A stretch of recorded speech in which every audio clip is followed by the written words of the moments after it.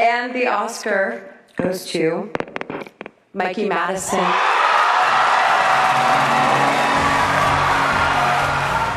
ஜென்சில பிறந்து ஆக்டிங்காக first Oscar award வாங்குறது மைக்கி Madison தான். அப்படி எந்த கதைக்காக இவங்களுக்கு இவ்வளவு பெரிய ரெகக்னேஷன் கிடைச்சதுன்றத உங்ககிட்டயும் சொல்லணும்ன்றதுக்காக தான் இந்த கதையை எடுத்துட்டு வந்திருக்கேன். சீரியஸ்லி இந்த கதை உங்க மனசை சுக்குநூறா உடைக்கிற கதையா இருக்கும். கதைக்குள்ள போறதுக்கு முன்னாடி welcome to Aman voice over. நான் உங்கள் அமான். கதையோட ஆரம்பத்துல ஹீரோயினோட பேரை போட்டு அவங்க பண்ற வேலையை காமிச்ச ஆரம்பிக்கிறாங்க. அப்படி அவங்க என்ன வேலை பண்றாங்கன்னு பார்த்தா ஒரு பெரிய பிரைவேட் ஹோட்டல்ல ஸ்ட்ரைப் டீசரா இருக்காங்க. அப்படின்னா அரைகுறையா ஆடைகளை போட்டுட்டு எல்லாரும் ஆடிட்டு இருக்கிற மாதிரி. அதுல வர வருமானமா அவங்க வாழ்வாதாரத்துக்கு போதுமானதா இல்லாததால அந்த வேலை பார்க்கறவங்க எல்லாம் என்ன பண்றாங்கன்னா அங்க ஹோட்டலுக்கு வரவங்களை டைரக்டா பர்சனலா அவங்கள போய் அப்ரோச் பண்ணி விஐபி ரூம்க்கு வரீங்களா, உங்களுக்கு ஸ்பெஷல் சர்வீஸ் இருக்குன்னு கூட்டிட்டு வந்து பார்ஷியலா அவங்கள மேட்டர் பண்றதுக்கு பேரு தான் விஐபி சர்வீஸ். அண்ட் அதுல கிடைக்கிற வருமானமும் இவங்களுக்கு ஃபுல்லா போய் சேர்றதும் கிடையாது. அந்த ஹோட்டலோட ஓனருக்கு பாதி போயிட்டு தான் இவங்களுக்கு மீதி பணம் கிடைக்குது. ஹே நிறுத்து ப்ரோ, என்னதான் இருந்தாலும் அது தப்பு இல்லையா, நீ அவங்கள நியாயப்படுத்துற மாதிரி பேசிட்டு இருக்கேன்னு கேட்டீங்கன்னா அப்படி ஒரு ஜட்மெண்ட்டுக்குள்ள போகாம இந்த கதையை கேளுங்க. ஏன்னா தம் அடிக்கிறவங்களும் தண்ணி அடிக்கிறவங்களும் அது தப்புன்னு தெரிஞ்சே தானே பண்றாங்க.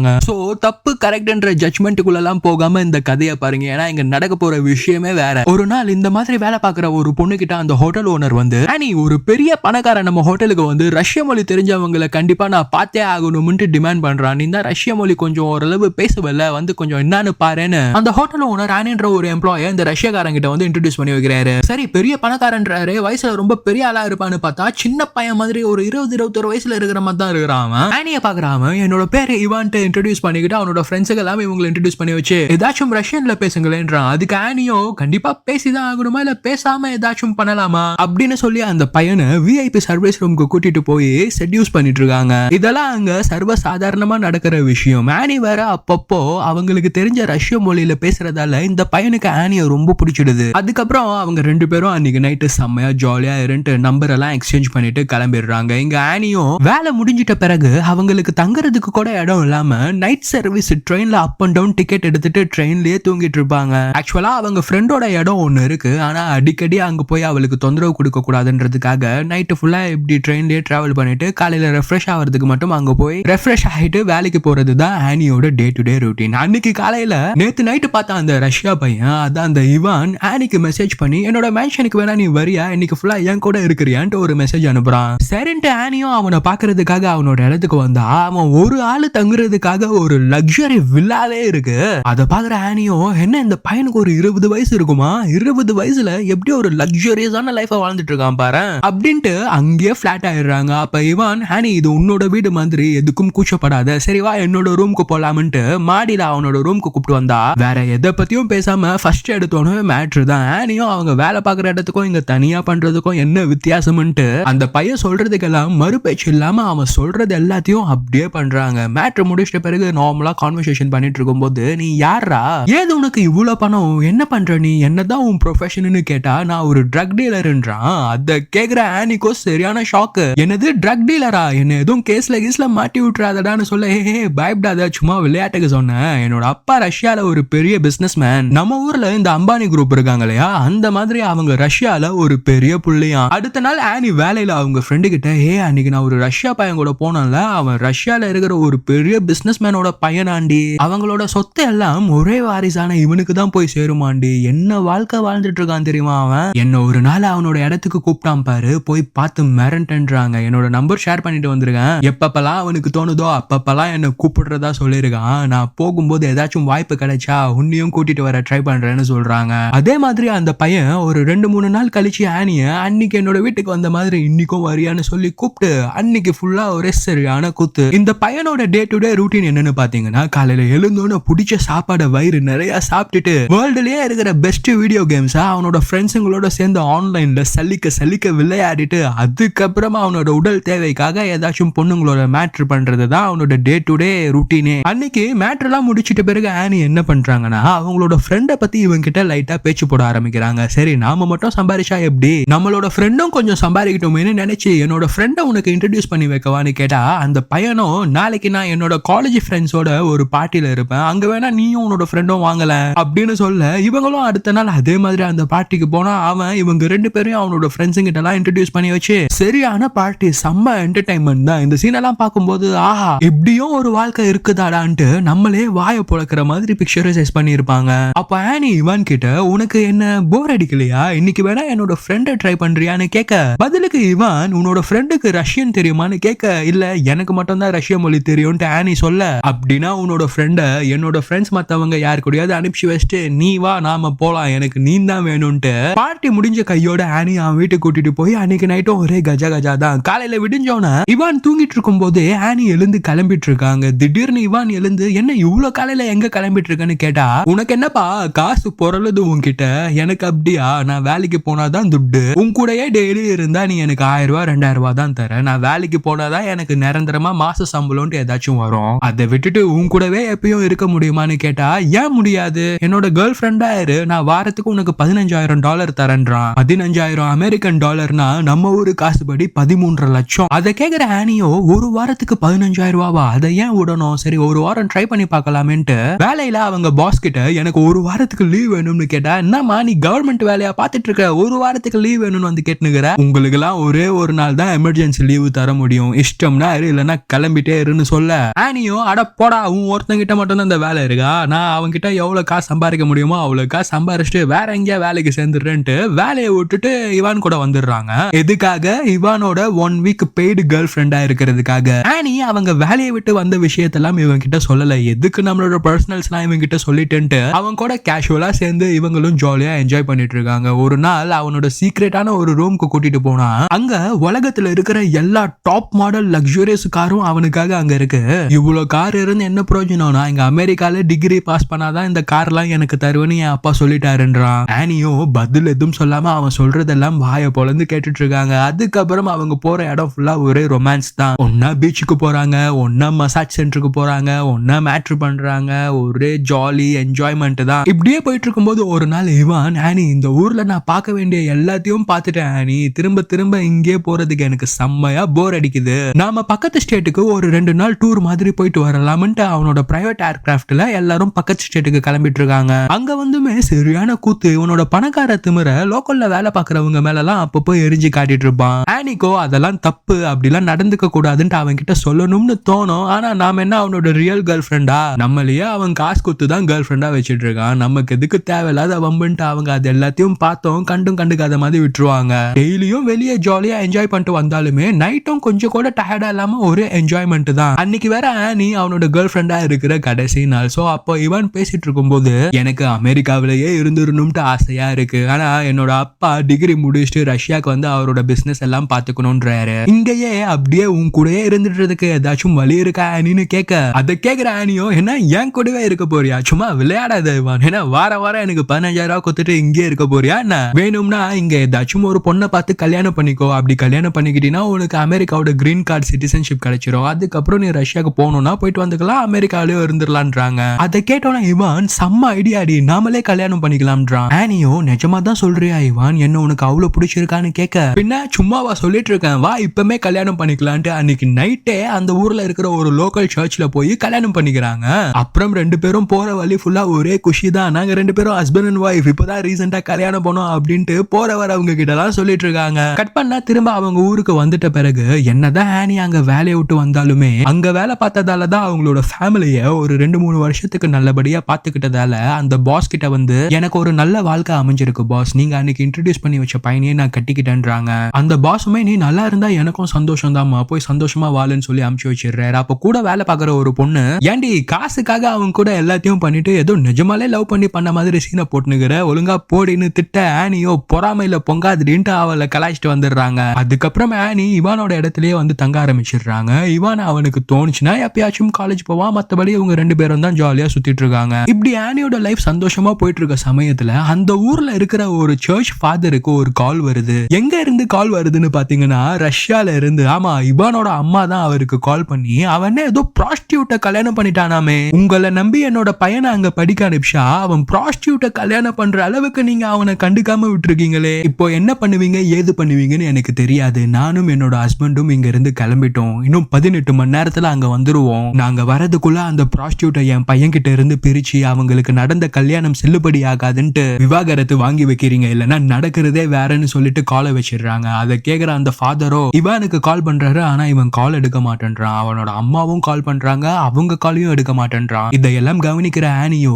100 தடவைக்கு மேல கால் பண்ணிருப்பாங்கடா, ஏதாச்சும் எமர்ஜென்சியா இருக்க போது, எடுத்துதான் என்னன்னு கேளுன்னா அதெல்லாம் ஒரு மண்ணாங்கட்டியும் கிடையாது, நாம 2 பேரும் கல்யாணம் பண்ணதா அவங்க காதுக்கு எப்படியோ போயிடுச்சு, இப்போ நாமளை பிரிக்கிறதுக்கு ட்ரை பண்ணிட்டு இருக்காங்கன்ட்டு கேஷுவலா கேம் விளையாடிட்டே சொல்லிட்டு இருக்கான். அதை கேக்குற ஆனியோ, என்ன இவன் இவ்வளவு அசால்ட்டா சொல்ற, நீ உங்க அப்பா அம்மாக்கு ஒரே புள்ள தானே, உனக்கு பிடிச்சதெல்லாம் அவங்க பண்ணி வைப்பாங்கல்ல, என்னையும் உனக்கு ரொம்ப பிடிக்கும்ல, நம்மள பிரிச்சிட மாட்டாங்களே அப்படின்னு ரொம்ப ஆசையா இன்னசென்ட்டா கேக்குறாங்க. அதுக்கு இவானோ, என்னடி நான் அப்படியே விட்டுருவேனா, நீ எதுக்கும் பயப்படாத, நான் பாத்துக்கிறேன்ட்டு கேம் விளையாடிட்டு இருக்கான். எனக்கு தெரியும் இவான் நீ அப்படிலாம் விட்டுற மாட்டேன்ட்டு, இருந்தாலும் கொஞ்சம் பயமா இருக்கு, அதனால தான்டா கேட்டேன்றாங்க. கட் பண்ணா இங்க அந்த ஃபாதர் லோக்கல்ல இருக்கிற 2 ரவுடிங்களை வேலைக்கு எடுத்து உடனே இவானோட வீட்டுக்கு போய் அவனையும் அந்த ப்ராஸ்டியூட்டையும் அங்கேயே பிடிச்சி வைங்க, நான் பின்னாடியே வந்துட்டு இருக்கேன்னு சொல்லி அவங்க 2 பேரையும் இவானோட வீட்டுக்கு அனுப்பிச்சிருக்காரு. இவனுங்க 2 பேரும் இப்போ இவானோட வீட்டுக்கு வந்துட்டு இருக்க சமயத்துல ஆனி அதான் இவான் பாத்துக்கிறேன்ட்டான்ல, எதுவும் பெருசா நடக்காதுன்ட்டு கேஷுவலா மேட்ரு பண்ணிட்டு இருக்காங்க. கரெக்டா அந்த டைம்ல அவனுங்க 2 பேரும் வந்து காலிங் பெல் அடிக்கிறானுங்க.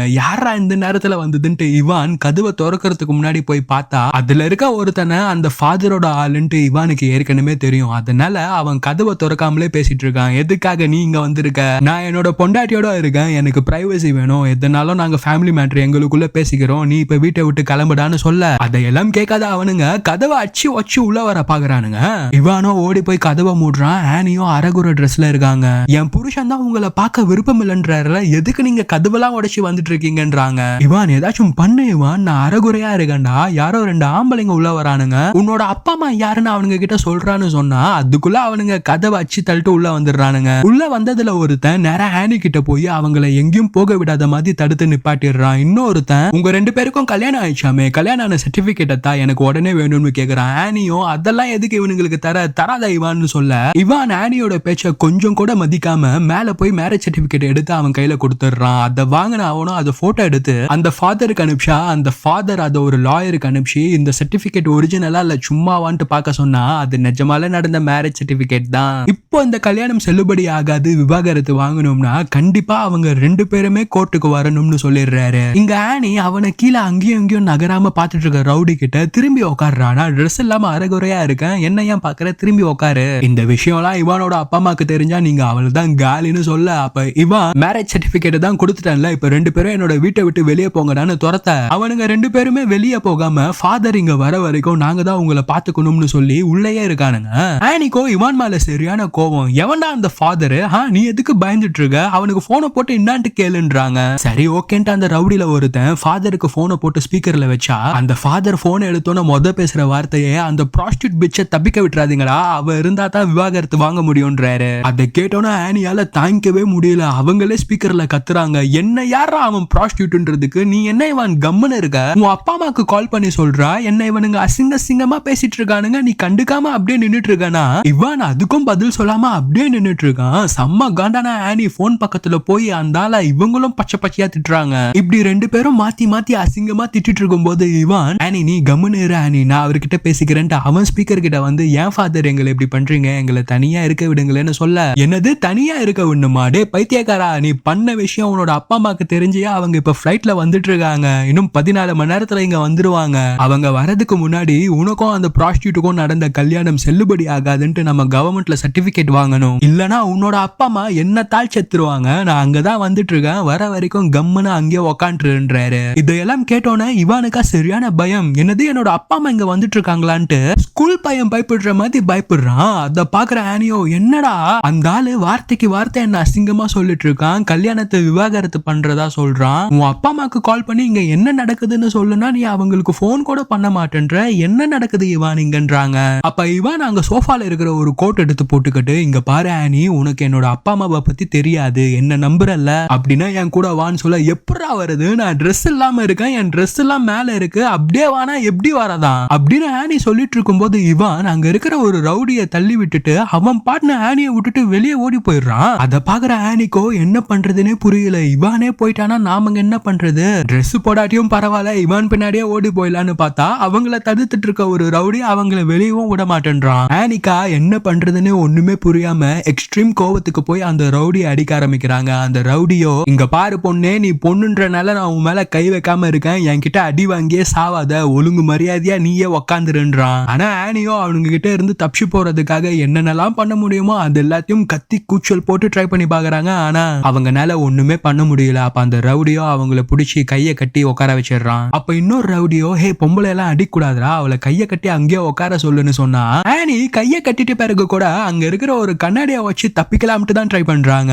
டே மொட்டை தலையா, அவளை ஏதாச்சும் பண்ணி கண்ட்ரோல் பண்றான்னு சொல்ல, யோ யார் நீ, அவளை அடிக்கவும் கூடாதுன்ற கண்ட்ரோலும் பண்ணுன்ற, நான் என்னத்தான் பண்றதான்ட்டு ஆனியை போய் டைட்டா கட்டி பிடிச்சு சோஃபால விழுந்துடுறான். இந்த நேரம் பார்த்து ஃபாதர் கால் பண்ண, அப்ப ஒரு ரவுடி அந்த பையன் தப்பிச்சு போயிட்டான், இந்த பொண்ணு மட்டும் தான் இங்க இருக்கான்னு சொல்ல ஃபாதர் செம்ம காண்டாயி, என்னடா பண்றீங்க தடியனுங்களா, சரி அவளையாவது தப்பிக்க விடாம ஒழுங்கா பாத்துக்கங்கடா, நான் அங்க பக்கத்துல வந்துட்டேன்ட்டு வீட்டுக்குள்ள வந்து பார்த்தா என்னடா நடக்குதுங்க, ப்ராஸ்டியூட்டை கட்டி பிடிச்சி நீ பத்துனுகிற, அதை நீ பாத்துனுகிறான்னா ஆனி செம்ம காண்டாயி, யோ நீலாம் ஃபாதரா, இன்னொரு தடவை என்ன அப்படி சொன்னா பல்லெல்லாம் கலட்டுருவேன், நான் அவனை கல்யாணம் பண்ணிட்டு அவனோட மனைவியா இங்க இருக்கன்ற, நீ என்னடானா திரும்ப திரும்ப என்ன அப்படியே சொல்லிட்டு இருக்க, எழுந்து வந்தனா ஃபாதர்னு கூட பார்க்க மாட்டேன், செருப்பாலே அச்சிருவேன்றாங்க. உடனே இந்த ஃபாதரோ, அவளை விடுறா, சரிமா உன்னை இனிமே அப்படி சொல்ல மாட்டேன், இதுக்கு முன்னாடி நீ என்ன தொழில் பண்ணிட்டு இருந்தேன்னா மதர் திரேசாவா இருந்து அப்படி கோவம் வருது உனக்குன்னா, யோ இதுக்கு முன்னாடி நான் எப்படி இருந்தேன்றதெல்லாம் உனக்கு தேவையில்லாத விஷயம், இப்ப நாங்க எப்படி இருக்கோன்றதுதான் மேட்ரு, எனக்கும் இவானுக்கும் கல்யாணம் ஆயிடுச்சு, சட்டப்படி நாங்க ஹஸ்பண்ட் அண்ட் ஒய்ஃப், நீ யாரா நாங்க எதுக்குடா உங்ககிட்ட இதெல்லாம் சொல்லிட்டு இருக்கணும், நாங்க இவானோட அப்பா அம்மா கிட்ட சொல்லிக்கிறோம்னா அந்த ஃபாதரோ,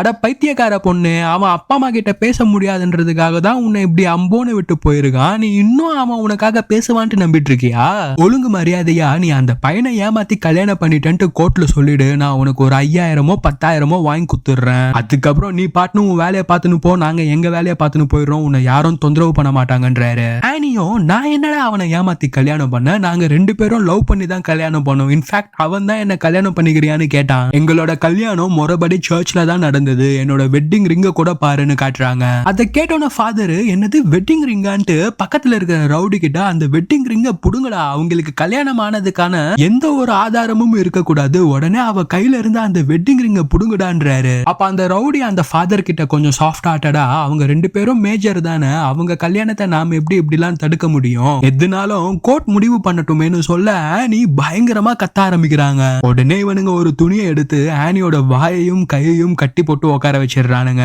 அதுக்கப்புறம் அந்த ஃபாதர் வெளியே வந்து இவானோட போனுக்கு ட்ரை பண்ணா அவன் போனையே பிக் பண்ண மாட்டேன்றான். என்னடா நம்மளை இப்படி போட்டு சாவடிக்கிறானுங்க, அவனோட அப்பா அம்மா இங்க வர்றதுக்கு முன்னாடி அவனை நாம கண்டுபிடிக்கலன்னா நம்மளையே கூட அவனுங்க கொன்றுவானுங்கடா, இப்ப அவனை கண்டுபிடிக்கிறதுக்கு நமக்கு வேற வழியே இல்ல, இந்த பொண்ணு உதவி செஞ்சாதான் உண்டுன்ட்டு, இங்க பாரு உன் வாய் கட்ட கலட்டி விடுற, ஆனா கத்தாத, ஃபர்ஸ்ட் நாம அவனை கண்டுபிடிப்போம், அதுக்கப்புறம் நீ சொன்ன மாதிரியே நீ ஆச்சு அவனோட அப்பா அம்மா ஆச்சு, நீங்க பேசி பைசல் பண்ணிக்கங்க, நான் உள்ள குறுக்க வர மாட்டேன், ஃபர்ஸ்ட் இப்ப அவனை கண்டுபிடிக்கலாம், இந்த ஊரு ஃபுல்லா நீ தானே அவன் கூட சுத்தி இருக்க, அவன் எங்க இருப்பான்ட்டு உனக்கு ஏதாச்சும் தெரியும்ல, வா அவனை போய் கண்டுபிடிக்கலாம்ன்றாரு. ஆனிக்கும் இதை விட்டா வேற வழியே இல்லைன்றதுக்காக சரி நான் போய் ரெஃப்ரெஷ் ஆகிட்டு ட்ரெஸ் மாத்திட்டு வரேன்ட்டு அவங்க கூட கார்ல போய் இவான ஒரு இடமா தேட ஆரம்பிக்கிறாங்க. அப்ப அவங்க பக்கத்துல உக்காந்துட்டு வர ஒரு ரவுடி ஆனி அழுதுட்டே வரதை பார்த்து, இங்க பாருமா, என்ன ஆனாலும் லைஃப் இங்க முடிஞ்சிட போறது கிடையாது, எல்லாத்தையும் கடந்துதான் போகணும், தைரியமா இருன்னு சொல்ல ஆனி அவனை கத்தி, நீயே ஒரு ரவுடி பையன், நீ எனக்கு அட்வைஸ் பண்றியா, இங்க பாருங்க ஃபாதர் அவனை கம்முன்னு வர சொல்லுங்கன்னு சொல்ல அந்த ஃபாதரோ, நீ வேற ஏன்டா அவளுக்கு அட்வைஸ் பண்றதுக்காகவா உன்னை நான் வேலைக்கு எடுத்தேன், கம்முன்னு வாயேண்டான்னு சொல்லி இவானோட ஃப்ரெண்டு வச்சிருக்க ஒரு கடைக்கு வந்து அங்க அவன் வந்தானான்ட்டு விசாரிச்சுட்டு இருக்காங்க. அவனும் இவங்களுக்கு நெக்கலா பதில் சொல்ல இவனுங்க அந்த கடையை அச்சு போட்டு வெளியே வந்துடுறானுங்க. உடனே யோசி அவன் டெய்லியும் வேற எந்தெந்த இடத்துக்கெல்லாம் போவான்ட்டு யோசின்றானுங்க. அப்போ ஆனிக்கு ஒரு விஷயம் ஸ்ட்ரைக் ஆகுது, இவான் சாப்பிடாம கூட இருந்துருவான், ஆனா அவனால குடிக்காமலையும் கேம் விளையாடாமலையும் இருக்க முடியாது, கண்டிப்பா ஏதாச்சும் பப்லயோ இல்ல ஏதாச்சும் கேமிங் சென்டர்ல தான் இருப்பான்னு சொல்ல, சரி காலையில இருந்து நாம எதுவும் சாப்பிடாம இருக்கும், கொஞ்சம் சாப்பிட்டுட்டு அதுக்கப்புறம் அவனை தேட போலாம்னு சொல்லி ரெஸ்டாரண்ட்ல உட்காந்து சாப்பிட்டுட்டு இருக்கும்போது ஆனி வேலை பார்த்துட்டு இருந்த இடத்துல இருந்த அவங்க ஃப்ரெண்டு, என்னடி உன்னோட ஹஸ்பண்ட் இங்க வந்திருக்கான்ட்டு மெசேஜ் பண்றாங்க. உடனே இவங்க எல்லாரும் சாப்பிடுறத நிப்பாட்டிட்டு அங்க போய் பார்த்தா ஆனி மொத்த அவனை ஒரு விஐபி ரூம்க்கு கூட்டிட்டு போய் மேட்ரு பண்ணாங்க இல்லையா, அந்த இடத்துல இப்போ இவன் வேற ஏதோ ஒரு பொண்ணு கூட மேட்ரு பண்ணிட்டு இருக்கான். சரியான போதை வேற. உடனே அந்த ஃபாதர் அவன் கழுத்தை பிடிச்சி தரன்னு கோர்ட்டுக்கு இழுத்துட்டு வந்து ஆனியையும் இவானையும் ஜட்ஜ் முன்னாடி ஆஜர் பண்ணி இவங்க 2 பேருக்கும் உடனே டைவர்ஸ் கொடுங்கன்னு கேட்டா அந்த ஜட்ஜோ அச்சோ என்னையா உங்களுக்கு புது ரூல் தெரியாதா, எந்த ஸ்டேட்ல கல்யாணம் ஆச்சோ அந்த ஸ்டேட் கோர்ட்ல தான் டைவர்ஸ் வாங்க முடியும்ன்றாரு. உடனே ஆனி அந்த ஜட்ஜ் கிட்ட,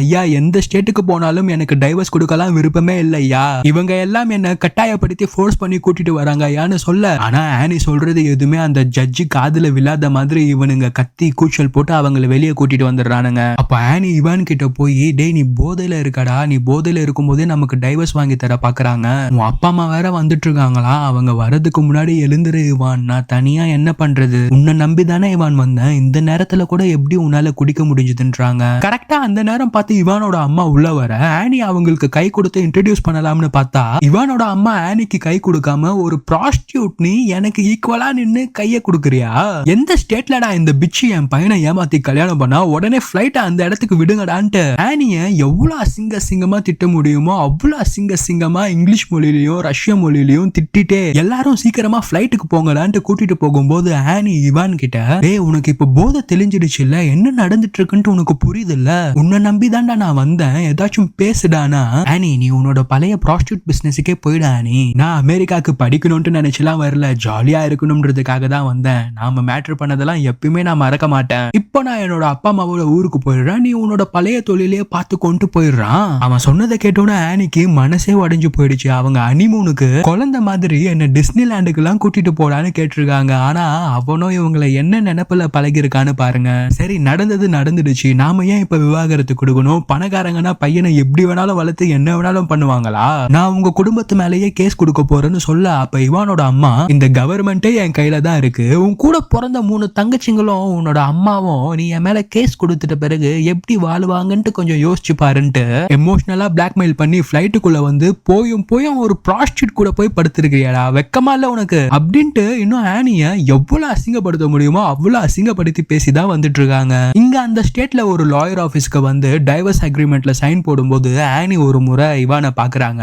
நான் பாட்டுன்னு நிம்மதியா இருந்தேன்டா, என்ன லவ் பண்றேன், டிஸ்னிலாண்டுக்கு கூட்டிட்டு போறேன், ஒன்னா சந்தோஷமா வாழ்வேன்லாம் ஆசை காட்டி என்ன இந்த நிலைமைக்கு கொண்டு வந்துட்டியடான்ற மாதிரி பாக்குறாங்க. ஆனா இவானோ அவங்க முகத்தை கூட பார்க்காம கூலிங் கிளாஸ் போட்டுக்கிறான். இப்பதான் யாருமே எதிர்பார்க்காத ஒரு விஷயம் நடக்குது. இது எல்லாத்தையும் கவனிச்சு அவங்க கூடவே வந்துட்டு இருந்த ஒரு ரவுடி இவானோட அம்மா கிட்ட, பணக்காரங்கன்னா என்ன வேணாலும் பண்ணுவீங்களா, உங்க பையன் பண்ணது துரோகம், மரியாதையா அவனை இந்த பொண்ணு கிட்ட மன்னிப்பு கேட்க சொல்லுங்கன்றான். ஆனா இவானோட அம்மாவோ, எச்சக்கல்ல நாயங்க நீங்க, உங்ககிட்ட என்னோட பையன் மன்னிப்பு கேட்கணுமா, ஒழுங்கு மரியாதையா சைனை போட்டு எங்க முகத்திலேயே முழிக்காதீங்கன்னு சொல்லி ஆனிய அந்த ஒரு ரவுடி கூட அனுப்பிச்சு எங்க வீட்டுல இந்த ப்ராஸ்டிடியூட் வந்து செட்டில் ஆகி தங்கிரலான்னு நினைச்சு வந்த அவ பொருட்கள் எல்லாத்தையும் எடுத்து தூக்கி போட்டு வீட ஃபுல்லா பெனாயில் ஊத்தி நல்லா கழுவி விட்டு, அந்த சனியனுக்கு எவ்வளவு காசு கொடுக்கணும்னு சொன்னீங்களோ அந்த காசை கொடுத்து அவளை துரத்தி விட்டுருங்கடான்ட்டு அசிங்கப்பத்தி அனுப்புறாங்க.